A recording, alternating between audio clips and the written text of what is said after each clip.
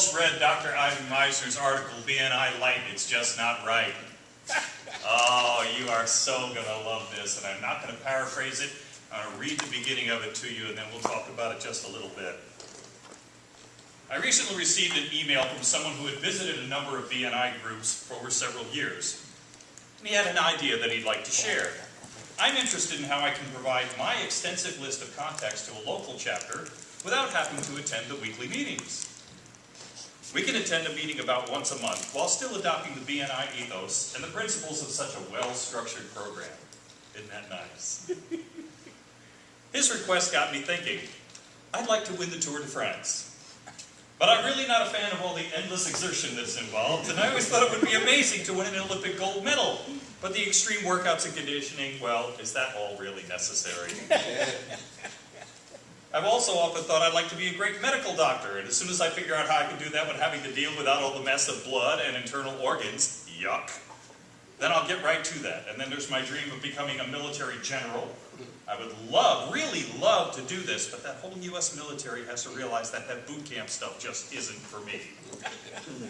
Lastly comes the most coveted achievement of all. I would like to win the Nobel Prize. Winning it would be absolutely amazing. It'd be the crowning accomplishment of my career. The only problem is, winning would actually require that I change the world in some dynamic way. Surely there's something a little bit less demanding that I can do to win the prize.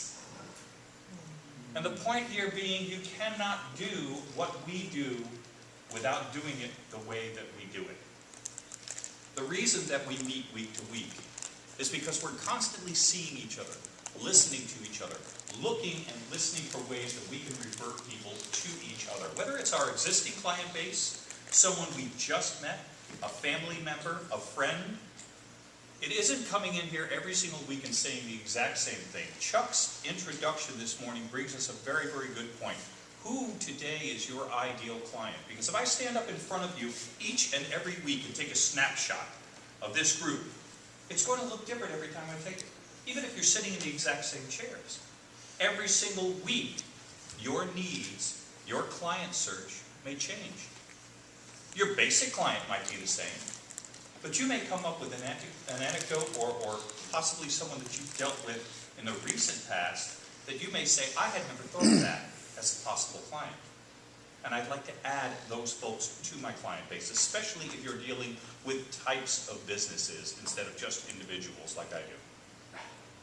So look into why we do what we do. When someone asks you, if you approach them about BNI, or they approach you about BNI, and they say, wow, why do you have to 7 o'clock in the morning every single week? Yes. You know why? Because it works. Because that's the time when your brain is waking up. That's the time when you yourself are waking up. That's the time when you're getting ready to think about how you structure your day.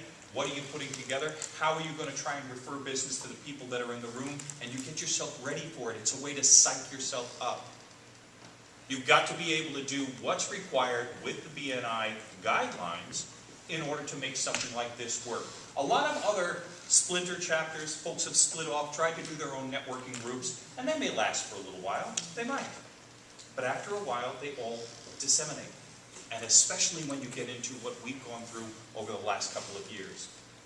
Can BNI chapters rise and fall with their membership? Absolutely they do. But when the core group is set up and follows the principles of BNI without trying to cheat, without trying to, oh, I can go there once a month.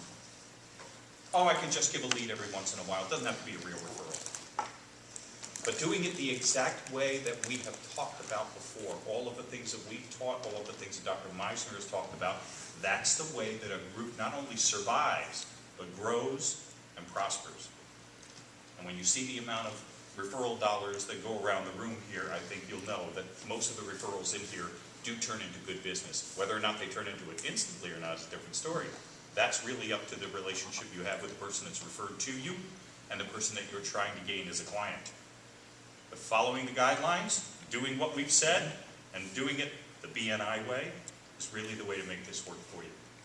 Any questions? Comments?